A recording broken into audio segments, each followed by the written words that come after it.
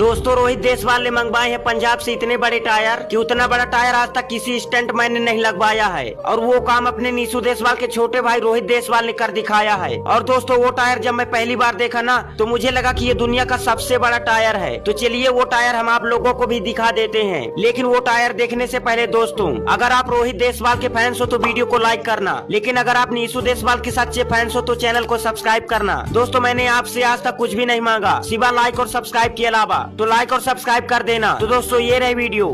गरीब बंदे लिए प्यार प्यूर जरूरी नहीं हुंदा, काम जरूरी हुंदा। ते नौकरी लग गया